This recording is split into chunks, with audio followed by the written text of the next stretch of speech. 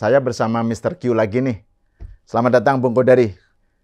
Terima kasih. Anda itu kan kelihatannya nggak punya akun X ya? Nggak ada. Cuma kok kemarin saya lihat itu ada trending topik gitu ya, Iya. Kodari gitu. Iya, betul. Terus wah rame sekali dan setelah saya cek itu ada video, potongan video Betul. yang dinarasikan itu bahwa inilah contoh desain konspirasi desain kecurangan. Iya, Nah, betul, ini bocor. Betul. Potongan videonya bocor Betul, gitu. betul. Terus rame. Jadi ini kembali ke soal narasi mengenai adanya desain kecurangan. Iya. Terus itu kan viral kemana-mana ya. Iya. Itu gimana sebenarnya itu? Perlu ditayangkan nggak videonya nih? Kalau bisa sih ya, menurut saya sih nanti Oke, ditayangkan. yaudah, kita tayangkan supaya ya. pemirsa itu dapat konteksnya secara jelas ya.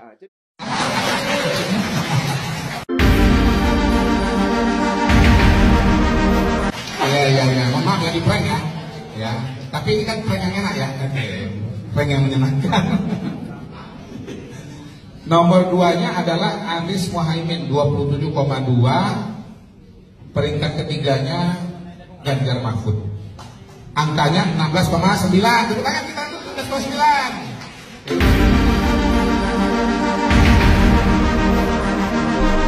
Jadi apa yang terjadi itu? Sebenarnya saya iri juga kamu jadi Anda trending topik itu. Nggak punya akun X kok trending topik itu kan. Iya. Oke, gimana? Iya. Jadi memang itu udah trending topik beberapa kali ya. Jadi naik turun. Dan memang karena itu viral di trending topik, bahkan juga WA group, bahkan banyak yang kirim videonya, potongan videonya ke saya. Ada yang potongan 33 detik, ada juga yang 50 ya. Pada dasarnya sih kurang lebih sama lah isinya itu. Pertama begini, kalau di situ dikonstruksikan bahwa saya adalah desainer kecurangan itu dan angka-angka yang saya sampaikan di situ adalah rencana konspirasi untuk menjatuhkan atau mengalahkan 03 ya Ganjar Mahfud, dan itu sudah dibicarakan dalam sebuah pertemuan khusus gitu ya, jauh-jauh 5 Januari. 5 Januari itu. Mungkin saya menjawabnya pertama begini dulu, bahwa memang betul ada acara tanggal 5 Januari di mana saya berbicara. Jadi video itu real, itu memang saya, bukan AI.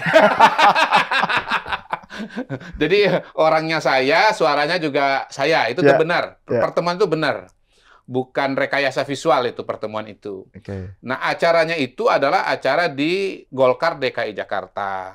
TKD DKI Jakarta, khususnya TKD Golf. Jadi kelompok relawannya Prabowo Gibran. Saya diundang sebagai pembicara di situ. Dan itu terbuka ya? Oh, terbuka. Maksudnya ngundang wartawan apa? Kalau ngundang wartawan saya nggak tahu persisnya, karena yang saya tahu di depan itu hadirin semua adalah relawan untuk wilayah Jakarta. Tapi katanya sih saya ada baca bahwa video itu diperoleh dari wartawan yang hadir di tempat itu. Jadi ya sebetulnya kan kalau mau bicara konspirasi ya nggak mungkin di depannya wartawan. Itu aja sudah absurd, itu aja sudah nggak masuk di akal. Dan yang kedua nggak masuk akalnya juga adalah pertemuannya terbuka. Ini pertemuan satu arah kok, dalam tanda kutip, bahwa ini seminar bicara kepada audiens. Nah, sesi saya itu ada Nusron Wahid, sekretaris TKN tingkat pusat, kemudian Bang Ahmed Zaki Iskandar, kalau nggak salah sebagai Ketua TKD DKI Jakarta. Lalu saya saya disebut sebagai Direktur Eksekutif Indobarometer kalau nggak salah pada waktu itu. Saya lupa juga karena undangan kan banyak sekali, dan saya tidak selalu ingat dan perhatikan undangan sebagai apa. Pokoknya diundang ya datang lah gitu. Nah, karena membahas masalah pemenangan Pilpres di depan para relawan, tentunya saya akan bicara kondisi yang terbaru supaya bisa memiliki gambaran mengenai situasi dan kondisi, kalah menang, dan rencana-rencana ke depan itu sebaiknya melakukan apa gitu. Jadi saya bacakanlah hasil-hasil survei dari berbagai lembaga.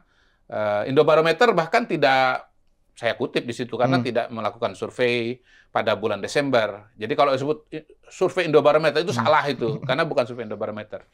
Nah, yang potongan video yang muncul itu surveinya Polling Institute. Oke. Nah, saya ambil data DKI Jakarta dari breakdown survei nasional. Kalau nggak salah halaman 31. Ini survei yang dipublikasikan kepada umum. Jadi ini datanya pun data publik, bukan data konspirasi. Jadi Polling Institute Press Conference, ada rilisnya seperti biasa. Nah, halaman 31 itu ada breakdown DKI Jakarta. Jadi saya nggak punya survei khusus DKI, makanya saya ambil data-data dari teman-teman survei nasional, bagian breakdown DKI Jakarta. Nah, di situ saya bacakan begitu. Nah, video ini sendiri juga istilahnya curang atau justru saya yang dicurangin, Bos. Karena tidak dibacakan, tidak dimunculkan presentasi angka untuk pasangan 02. Iya, betul. Ya. Langsung Anies, habis itu Ganjar. Iya. Jadi saya bacakanlah datanya, dan ini semua pasti bisa dicek oleh semua orang lah. Dan kalau bisa nanti di sini ditampilkan juga, ya. Slide-nya saya kasih hasil presentasi surveinya itu. Di situ saya bacakan Anies Muhaimin 27,2%. Lalu kemudian Ganjar Mahfud 16,9%. Ya, namanya di publik begitu ya, dan memang gaya saya kan suka bercanda-bercanda gitu untuk menghidupkan suasana. Saya bilang, tepuk tangan gitu. Nah, mungkin justru bukan angkanya ya, tepuk tangannya itu loh yang dianggap sebagai rencana kecurangan. Tuh kan gitu. Kalau 02 berapa di hasil survei itu? Kalau di survei itu kalau nggak salah 48 sih. Oh, oke. Jadi sebetulnya kalau dilihat dari hasil akhir sekarang ini, 402 itu malah menurun dari 48 menjadi 41, sekian, bersaing ketat dengan pasangan Anies Muhaimin yang naik justru dari 27 menjadi 41, sekian. Nah, pasangan Ganjar Mahfud kalau nggak salah ya kok tetap 17%. Iya. Ya, Ganjar Mahfud kurang lebih tetap itu segitu. mungkin ya terkait dengan bejana berhubungan itu, teori bejana berhubungan. Walaupun begini juga sebetulnya bahwa surveinya DKI yang saya kutip Polling Institute itu kan breakdown pada wilayah DKI Jakarta yang notabene cuma sekitar 4-5% dari total populasi nasional, sehingga secara survei pun juga margin of error-nya besar sekali. Karena 1.200 kalau 10%-nya adalah 120, 5%-nya 60 orang. 60 orang itu margin of error-nya saya kira bisa berapa ya? Gede banget itu. 10-15% tuh margin of error-nya. Jadi sebetulnya survei itu juga kalau halus banget sih enggak presisi dia. Karena apa? Karena dia tadi respondennya terlalu kecil sehingga margin of error-nya terlalu besar. Pada dasarnya adalah bahwa terjadi fitnah di sini. Pertama itu bukan kegiatan konspirasi, itu kegiatan koordinasi pemenangan biasa. Jadi nggak ada yang bocor di situ ya? Kan di situ kan rapat internal bocor. Terciduk. Sama sekali nggak relevan dengan istilah itu karena itu acara terbuka. Bahkan tadi katanya ada wartawan. Yang kedua itu adalah pemaparan hasil survei, bukan rencana desain kecurangan. Yang ketiga itu adalah hasil survei DKI Jakarta dan jangan dikaitkan jangan cocok logi dengan hasil real count di tingkat nasional. Yang pada saat postingan atau tweet itu naik ya kira-kira memang angkanya Ganjar Mahfud kebetulan 16,9%. Jadi saya juga mikir kenapa jadi begini ya.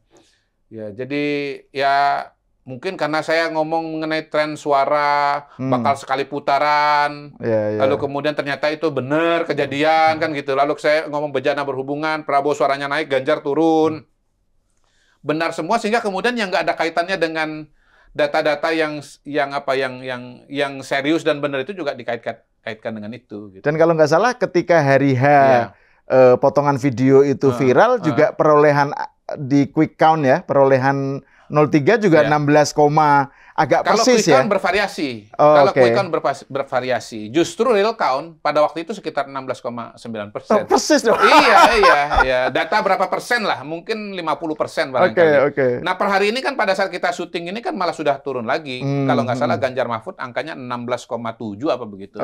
Jadi saya sih terus terang jadi berdoa nih agar suara Ganjar Mahfud semakin turun ya. Mohon maaf ya pemirsa ya. Saya justru berdoa suaranya makin turun. 16,1 misalnya gitu. Supaya terbukti itu gagal. Semakin terbukti bahwa itu hoax gitu hoax gitu. Itu adalah cocok logi. Nah, kalau ini sudah terbukti bahwa itu fitnah ya, dan ternyata viral ya, sampai di WA grup apa itu, maksudnya bukan hanya di X kan, ini kan di kanal medsos yang lain juga. Betul, jadi muncul. Terus Bung Kodari gimana ininya, responnya, langkahnya apakah biarin aja atau perlu ada Anda terpikir untuk melakukan tindakan terhadap, salah kan yang disebut sebagai yang pertama kan akun X. Kalau nggak salah saya baca berita di Jawa Pos itu akun X namanya mungkin Yurisa Agustina Samosir ya. Iya. @Yurisa_Samosir. Iya. Itu yang pertama katanya. Iya. Anda nyantai aja atau ada sesuatu yang perlu ada tindak lanjut? Nyantai banget ya, karena itu kan hoax 100%, 1000% hoax lah. 1000% hoax. Pertama, acaranya bukan konspirasi, ya, acara terbuka. Yang kedua itu survei Jakarta, kok dikait-kaitkan dengan hasil real count nasional. Nah, nggak kan bisa dibawa ke ranah hukum atau apa gitu, nggak usah? Sementara saya manfaatkan kesempatan undangan dari teman-teman di podcast ya, termasuk mungkin pada hari ini untuk memberikan penjelasan yang langsung lah mengenai apa yang terjadi. Yang kedua, ada teman-teman juga teman wartawan juga yang nanya sama saya gitu, saking viralnya. Jadi akhirnya saya dikirim, Mas ini sebenarnya bagaimana Mas, bener nggak ini konspirasi? Ya saya jelaskan lah, saya tunjukkan, saya kirimin data-data dari Survei Polling Institute itu, laporan lengkapnya saya kirim. Supaya yakinlah bahwa ini sebetulnya bukan konspirasi sama sekali. Ini data publik kok diambil lalu dibacakan saja gitu loh. Jadi sementara itu kemudian ya akhirnya barangkali video-video seperti di podcast itu jadi diambil oleh teman-teman juga, jadi klip dan seterusnya, dan mudah-mudahan penyebarannya juga cukup bagus sehingga akhirnya ada klarifikasi gitu. Oke. Soal yang lain saya masih pertimbangkan dan pikirkan gitu. Tapi ya saya mau mengatakan kepada pemirsa bahwa memang saya mengalami sendiri bahwa hoax itu nyata gitu, dan betul-betul bisa menimbulkan kesalahpahaman dan dipercaya. Jadi yang WA ke saya itu bukan cuman orang biasa, tapi juga dosen lah, teman aktivis lah yang nanya, ini sebetulnya bagaimana sih? Jadi saya menangkap nada kayak ada percayanya gitu. Loh, kalau intelektual aja bisa mempercayai sesuatu yang sebetulnya dari berbagai segi itu sangat jauh dari realita, artinya kan bagaimana mereka yang kurang berpengetahuan ya betul. Itu dia. Jadi ya saya kira itu salah satu. Dan aku cek tadi barusan views-nya udah 2,1 juta itu di ini ya, di akunnya dia ini. Di akunnya dia ya 2,1. Tadi itu si Yurisa Samosir itu. Betul. Nah, saya melihatnya ini sebetulnya kan bagian dari bagian dari narasi kecurangan dan serangan-serangan politik yang ya ditujukan oleh mereka yang tidak senang lah dengan hasil Pilpres ini. Dan saya menganggapnya yang di Twitter ini sama aja dengan saya ketemu dengan teman-teman yang kontra gitu ya di televisi, misalnya kayak. Nah ini saya juga mau nanya nih, soal yang kontra ini. Iya. Kita inilah. Ada viralnya juga tuh yang Refli Harun marah-marah ke saya. Misalnya itu viral juga sebetulnya. Jadi viral itu Mas bukan cuma soal si Yurisa ini. Oke, bukan cuma potongan pidato saya di TKD Jakarta yang dipotong itu, tapi juga sebelumnya itu ada satu rangkaian di mana yang Refli marah-marah sama saya. Ya itu makanya saya mau nanya sekalian. Perdebatan di ILC dengan Rocky Gerung misalnya. Ya ini makanya saya mau minta komentar Bung Kodari nih tentang bukan, mungkin nggak pakai istilah yang tepat ya, pengkeroyok. Kodari tanda kutip dikeroyok. Oh iya. Mundur lagi. Sebetulnya yang pertama rame itu acaranya Rossi. Acara Rossi di yang Kompas silent TV. Majority ya? Iya, yang silent majority Iya, betul. Di situ saya dianggap 1 lawan 5. Jadi narasumbernya itu ada berapa? Ada 5. Termasuk hostnya. Tapi hostnya ikutan juga, jadi 1 lawan 5. Tadinya 1 lawan 4, tapi kalau ditambah dengan host, jadi 1 lawan 5. Oke, kita ini satu-satu deh. Dengan Refli Harun, kan poinnya kan soal Anda ini Anda ini tim siapa? sukses. Anda ini siapa? Gitu. Anda ini sebetulnya tim ses atau ahli. Iya. Jadi mungkin Refli itu dia kategorinya old fashion gitu ya, bahwa narasumber itu memang punya satu profil yang, beliau ini kan sebetulnya latar belakangnya wartawan dulu di media Indonesia, dan teman saya juga memang di video klarifikasi dia mengatakan saya nggak punya problem dengan Kodari, dia secara pribadi ya betul. Kami itu sama-sama orang Palembang, iya kan? Jadi ya kenal udah lama lah, begitu. Kemudian dia mengatakan, ya dia pada dasarnya Anda ini siapa? Anda ini ahli atau tim ses kira-kira begitu. Itu kan karena setelah dia bilang bahwa sebelum hari H udah nyiapin sound system apa gitu kan, itu apa 02. Nah itu juga dianggap sebagai kecurangan. Itulah dia. 02 udah nyiapin gitu, udah tahu hasilnya gitu loh. Ya buat saya itu absurd lah, menyiapkan sound system 2 hari sebelumnya sebagai sebuah indikasi kecurangan kan itu jauh panggang daripada api kan gitu. Setahu saya juga 01 sebetulnya, 02 juga menyiapkan acara, cuman nggak jadi diselenggarakan. Kok 02?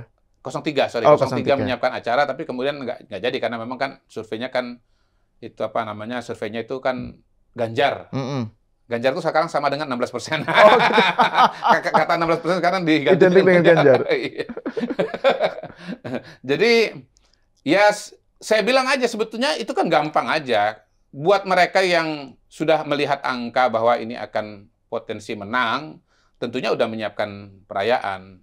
Nah, karena ini acaranya diskusi, debat, talk show, ya talk show lah sebetulnya. Saya kan ada jahil-jahilnya juga gitu loh. Ini 01 nggak menyiapkan acara karena tahu bakal kalah. Gitu.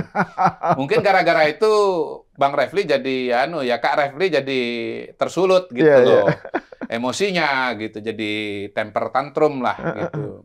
Kalau nggak tahu apa istilah temper tantrum, nanti cek di Google aja. Saya pertama kali kenal dengan istilah temper tantrum ini waktu saya kuliah di psikologi dulu tahun 1997. Satunya kan memang psikologi. Jadi kalau istilah tantrum, temper tantrum baru populer sekarang, kalau saya udah tahu dari 25 tahun yang lalu.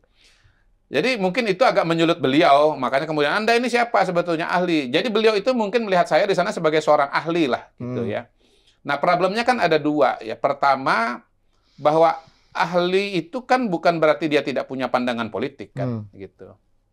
Mas EF ahli tapi punya pandangan politik. Atau pilihan politik ya. Pilihan politik ya, punya pilihan politik. Yunarto Wijaya ahli politik tapi punya pilihan politik kan begitu. Refli sendiri juga ahli, ahli hukum tapi punya pilihan politik gitu. Jadi jangan kemudian ahli politik atau ahli hukum itu atau seorang ahli itu harus netral atau nggak boleh punya pilihan politik, nggak bisa. Nggak bisa gitu. Nah, yang kedua, beliau itu kan harus harfiah betul orang itu menjadi bagian dari tim ses untuk mengatakan saya ini pembela 02 atau 01 atau 03. Kan nggak harus juga gitu loh. Ya, orang bisa pada posisi sebagai aktivis. Nah, beliau mengatakan jantan dong gitu. Saya mau ngomong juga susah karena beliau kan teriak-teriak terus. Makanya sebenarnya saya bilang gini, saya itu nggak penting tuh, saya mau mengatakan itu nggak penting lagi mendeklarasikan pilihan politik saya, karena saya ini dari bulan kapan sudah menyuarakan dan bahkan mempelopori gerakan sekali putaran gitu. Masa saya sekarang harus menyatakan lagi di acara itu saya pendukung 02?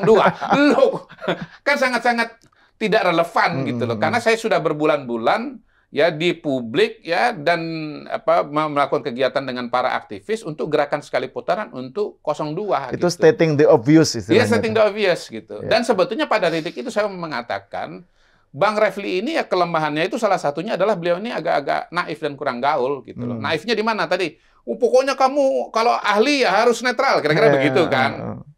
Yang kedua, kalau tim sukses harus tercatat atau resmi tim ses gitu.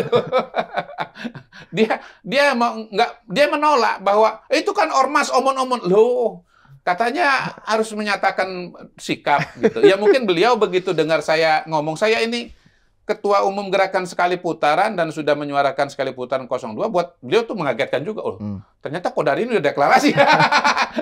Bahkan sudah bikin kegiatan atau udah bikin organisasi, sudah bikin gerakan gitu. Mungkin dia terkejut juga, tapi kan udah telanjur marah, telanjur ngamuk lah kira-kira gitu. Bahkan udah telanjur berdiri gitu. Jadi ya dia kemudian bilang itu ya kalau ormas tuh istilahnya nggak memenuhi kriteria saya gitu. Jadi barangkali sampai level tertentu sebetulnya Bang Refli ini agak kurang gaul lah ya. Dia mungkin terlalu fokus dengan kegiatannya sendiri sehingga kemudian kurang melihat aktivitas dari katakanlah 02 atau 03 gitu. Nah, kalau yang lain, kalau ini kan ada 2 tokoh lain lah yang perlu kita komentari. Yang perlu saya pengen mendengar komentar atau tanggapan Bung Kodari ya. Oh, jadi gini. Bang Adian. Oh, iya. Sama Bung Rocky Gerung lah ya. Jadi begini, saya ini sekalian kasih tips and tricks untuk menghadapi teman-teman atau membaca dan bereaksi terhadap teman-teman ini lah ya. Jadi kalau dengan Bung Refli ini sebetulnya kata kuncinya kita ya tenang saja gitu ya. Kan saya ditawarin mau berdiri juga nggak usah gitu. Karena stating the obvious tadi itu gitu loh. Kan udah jelas posisi saya udah jelas dari kapan-kapan saya sudah jelas. Dan kita ya biar publik nanti yang menilai. Yang satu juga yang lucu sebetulnya pada acara itu adalah karena dia mengatakan Anda tuh sebagai apa? Saya bilang ya saya nggak tahu, tergantung yang ngundang. Ya, yang ngundang itu sebagai apa tuh nggak tahu dia. Harusnya dia tanya ke Aiman ya. Betul, harusnya tanya ke Aiman. Atau Ainews lah gitu. Ainews jangan tanya sama saya gitu. Jadi ya mungkin dia balik lagi tadi punya pandangan-pandangan tertentu. Kalau menurut saya begini, saya tuh justru diundang karena saya punya pandangan yang mendukung 02 loh. Karena salah satu prinsip media itu kan adanya faktor cover both side atau keberimbangan kan. Jadi justru teman-teman di iNews itu akan sangat kerepotan kalau nggak ada saya hadir di situ gitu loh. Soal pas dari rencana saya misalnya mau dikerubuti atau mau dibelejeti atau gimana saya nggak tahu lah pokoknya. Justru bersyukur gitu karena acara itu akan anyep sekali dan dianggap tidak berimbang kalau misalnya saya nggak datang. Ya kan, sebetulnya kan dari kacamata media. Betul. Nah, cara pandang media itu nggak ada di Bung Refli ini. Gitu. Mungkin karena beliau terbiasa sebagai podcast, lalu kemudian cuman istilahnya satu sisi saja. Ya, gitu, kalau podcast kan suka-sukanya yang bikin podcast. Betul. Tidak seperti media massa ya, massa yang dituntut untuk cover both side, berimbang dan seterusnya. Jadi Bung Refli itu mempertanyakan saya, kenapa kamu hadir di sini? Sebetulnya dia melawan iNews. Saya sering tuh di TV atau ya di mana, di TV lah terutama. Jangan undang Kodari lagi. Kodari itu dia pendukung 02 gitu. Dia nggak tahu bahwa TV itu ngundang saya. Justru kan saya mendukung 02. Justru karena itu. Justru karena itu. Supaya kakoponi ya. Supaya ada suara-suara yang beragam ya. Tidak satu arah. Dan terjadi dinamika dan terjadi diskusi. Dan bahkan terjadi perdebatan gitu. Jangan lupa loh guys, bahwa acara ini namanya talk show. Ada talk, ada show. Ya, betul. Kalau cuma satu arah atau narasumbernya cuma dari satu kubu, maka namanya talk and talk. Talk and talk kan gitu kan? Gitu nggak ada show-nya, nggak ada perdebatannya gitu. Dan ya kita semua sadar dan paham lah bahwa media itu kan kejar rating dan rating itu biasanya meningkat, viewership-nya itu akan tinggi kalau ada perdebatan di situ. Betul. Iya, justru ketika ada perdebatan malah ratingnya malah naik gitu loh. Soal nanti kemudian di media atau di medsos dikonstruksi siapa yang menang, siapa yang kalah gitu kan. Itu urusan lain lagi, tapi memang kita harus akui bahwa ya to certain extent ya, sampai level tertentu media massa itu hidup dari kontroversi loh. Betul. Seringkali ini juga menjadi menjadi kritik kepada media termasuk media massa bahwa ya media itu hidup dari kontroversi. Kalau nggak rame, kalau nggak ribut, ya istilahnya nggak ditonton oleh orang. Ya bukan news gitu. Dan karena itulah kemudian kadang-kadang ya TV itu atau media massa itu terjebak pada yang namanya sensasi ya. Sensasinya lebih menonjol daripada apa kontennya. ILC banyak dikritik orang. Wah, ini terlalu ribut, ini terlalu kacau, sensasional. Tapi ya ILC penontonnya paling banyak. Ya, betul. Kayak begitu. Jadi ya sebetulnya kembali kepada pemirsa untuk mencari kejernihan di dalam keriuhan. Menurut saya sih itu. Jadi mencari kejernihan dalam keriuhan. Tetapi kalau jernih saja nggak ada riuh, nggak ditonton loh. Iya, termasuk di podcast ini juga jangan jangan juga so idealis banget. Anda tuh kan lihat judul juga. Kalau judulnya nggak sensasional, Anda nggak buka gitu kan. Nah, saya sering wanti-wanti juga sama Mas Al. Mas, itu tolong cari judulnya agak menarik kan gitu.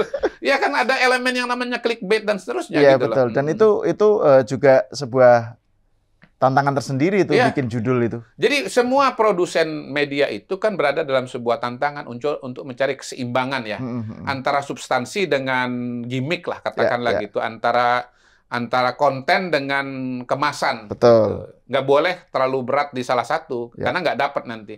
Kita memang perlu konten, perlu isi, perlu kualitas, tapi kita juga perlu viewership gitu loh. Kenapa? Karena ya satu ide dan gagasan kalau viewershipnya kecil kan sebetulnya daya jangkaunya atau pengaruhnya juga kecil terbatas, kan, begitu, iya. Nah, ini gini, kan kita merencanakan ada 2 segmen nih pembicaraan kita. Tapi kan tadinya di segmen ini saya juga mau membahas minta pendapat tentang Rocky dan Adian. Iya. Nggak, maksudnya kan kita juga ada segmen, kita kasih tahu aja sekalian ke penonton yang di episode ini ya, bahwa kita akan membahas soal yang Anda sebut sebagai mitos kecurangan itu loh. Mitos kecurangan. Kita simpan untuk pembahasan di sana aja kali ya, tentang Rocky dan Adian. Boleh. Karena kan ini udah cukup saya kira ini. Ini udah cukup. Lah, wah ampun. Atau mau dibahas juga di sini? Ya udah, saya ikut aja. Iya, jadi pemirsa, ini udah cukup ya? Pemirsa, ini ada kelanjutannya. Kita akan membahas soal yang oleh Mr. Q disebut sebagai mitos-mitos kecurangan dalam Pilpres 2024. Nah, saya mengucapkan terima kasih kepada Mr. Q. Sampai di sini dulu. Kita berjumpa lagi di segmen berikutnya.